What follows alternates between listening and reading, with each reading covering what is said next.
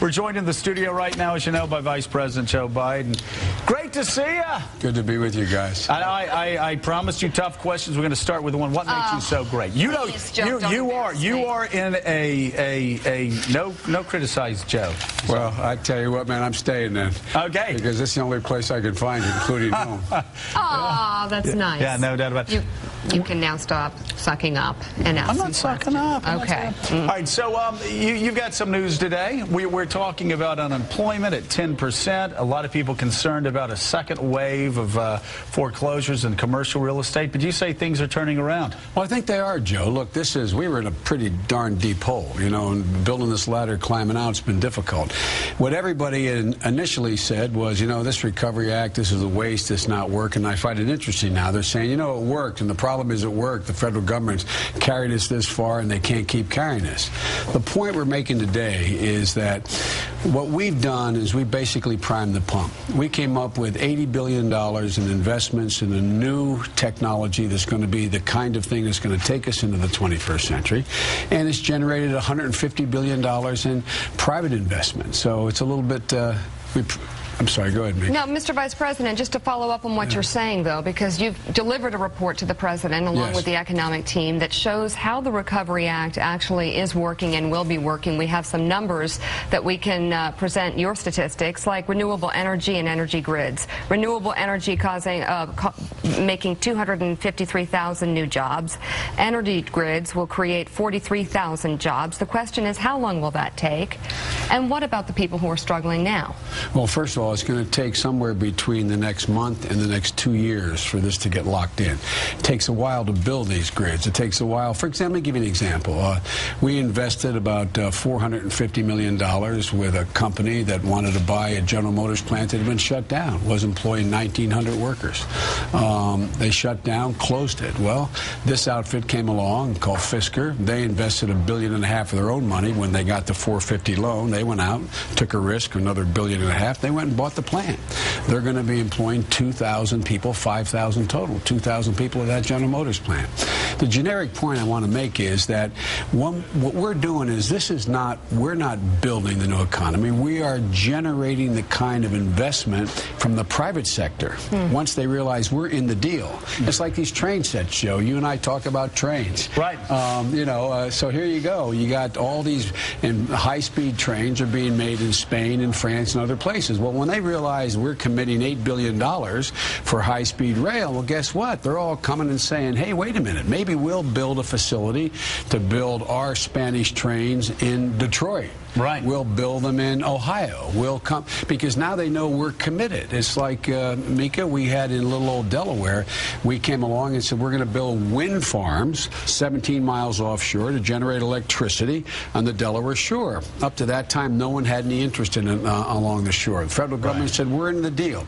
We're going to prime this. Now you have megawatt upon megawatt. Every state in the East Coast is saying, we want to build those facilities. Right. Once they realize you're in, it's like the story, and I'm sorry to go on so long, it's a story of every innovation that's occurred in America. Whether it was the internet, we put a little bit of money in, it generated interest, whether it's a little bit of money being put in for infrastructure, for everything from gas stations to highways. Right. That's how we view it, not as the government doing it, but as generating interest in the private sector. Let's move from jobs to health care reform. Let me ask you quickly. Good job. No. Come on. You know what I'm going to ask? You worked with a guy named Joe Lieberman for a very long time. First of all, you like Joe? Joe a good guy? Say it ain't so, Joe. Joe a good guy. Say it ain't so. Look, Joe is a great guy, but Joe What's going on? Is this about spite? Is this about Democrats turning on him in 2006 and now Joe's saying, it's my time to get revenge? You know, I honest to God don't know. What I learned from Mike Mansfield when I first got there, I told you the story, is never question another man's motive. Right. Question his judgment. I think Joe's judgment is wrong in this, but you're seeing it across the board. You know, Joe, you and I both served in the Congress. Great big bill coming up. Everybody figures their maximum point of leverage is right before the deal's made. So you got everybody lining up out there saying, if I just am willing to hold out now, I'll get everything I want. And this is the horse. But Senator Lieberman's flip-flopped. I mean, 3 months ago, we've been playing a tape all morning where 3 months ago he's for the expansion of Medicare. Now he thinks it's a terrible thing, says it on Facebook. Are you surprised by that? If we held flip-flops against everybody in the Congress, we'd probably not have many people there. Look, I'm confident that Joe is going to see the light. Yeah. I'm confident Joe's going to vote for a final bill here. But there's an awful lot of gamesmanship going on right now. And in my experience, for 36 years in the Congress and every major initiative, this is the norm rather than the exception. Do you agree with what some are saying in the White House this morning, that if health care does not pass now, it will never pass, not in this administration or any Democratic administration? When you say now, if you mean between now and Christmas or now I'm in the just first saying, quarter, right. Yes, I agree with you. Right. If health care does not pass in this Congress, then and every day it gets closer to the election, as opposed to having more breathing room to actually have discussions and real open fights here, it's going to be kicked back for a generation. You know the old political saying, it's better to be feared than loved. Is Barack Obama feared by anybody on Capitol Hill? Or does he have the problem of being loved more than feared? Well, I think people are on the Hill, if they don't fear him, are underestimating the steel in this guy's spine. This, to him, is the single most important thing that can get done now.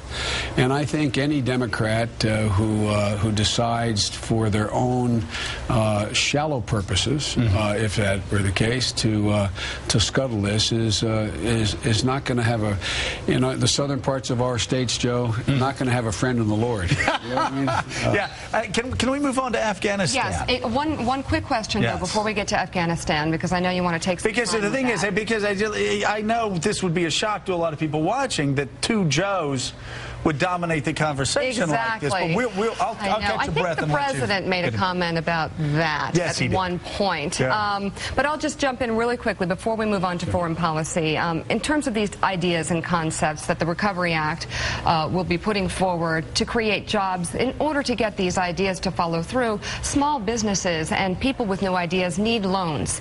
And there is still this problem with the right people getting loans so the economy can now recover. And the president shaming the banks, because you asked about whether or not people feared the president. Is shaming the banks going to work, or what is it going to take to get the loans out there, but also to prevent too big to fail once again? Well, three things have to happen. One, we need financial reform to deal with the last part, too big to fail. Right. And that is, and they're spending a lot of money to make sure we don't get that reform. One of the messages the president delivered yesterday is, you say nice things to me about the need for us to have reform, but yet you hired millions of dollars worth of high-paid lobbyists to make sure nothing happens. So I don't have any faith in these fellas not wanting the kind of reform we want. But the second issue is, and that's going to be a fight. That's just going to be a flat-out fight, and the president's ready to have that fight, and we'll win that fight. But the second piece here is a central piece. I hear everywhere I go, Mika, hey, look, I have a non-performing loan, or a performing non-performing loan. In other words, I've never missed a payment, but all of a sudden the bank's saying my credit isn't good enough. That's particularly happening to small and medium-sized businesses. They're the ones that generate jobs. If you're General Electric, you have no problem borrowing money now. If you're if you're the DuPont, you have no problem borrowing money. So what the banks have done is they've capitalized again, and they're in a position they actually have the reserves to lend the money. They're being overly cautious about lending to Main Street. And so what part of what we're trying to do is three things. One, get them to relook at the way they're doing this so that they maybe change their mind a little bit, what they're going to lend, who they're going to lend to. Two, reduce the restrictions they have, because the regulators have been really hard. The regulators, I heard you this morning, Joe, saying, look, if you come in and you're a guy that has kind of iffy, you're not going to get the loan. So you're going to have the regulators be loosen up a little bit on these guys so that they are more inclined to loan. And thirdly, as they begin to, now they have begun to make a lot of money, and they paid us back, by the way. They paid back the taxpayers tens of billions of dollars. Get them into the mood of looking at those, not just automatically saying, well, no, these are small guys. We're not going to look. To begin now to say, okay, are they creditworthy, and move. I think this is a process, Mika. You know, people say, why'd you bail out the banks? Well, what we did is we saved the American economy. Those banks that nobody likes. I got in trouble, Joe, for saying it would be more popular if I introduced legislation saying protect rattlesnakes in Arizona than I would to say help the bankers. Right. But had we not done it, had they collapsed, the entire economy would have collapsed. And so this is we're 10 months into this deal, or 11 months into this deal now. We've made remarkable progress. We had a minus 6.2% GDP, and when we took office, it's now 3.5 and growing. So it's hard. Let's move to Afghanistan. I want to show you a chart. You've expressed skepticism even before you were vice president with the government there, very famously having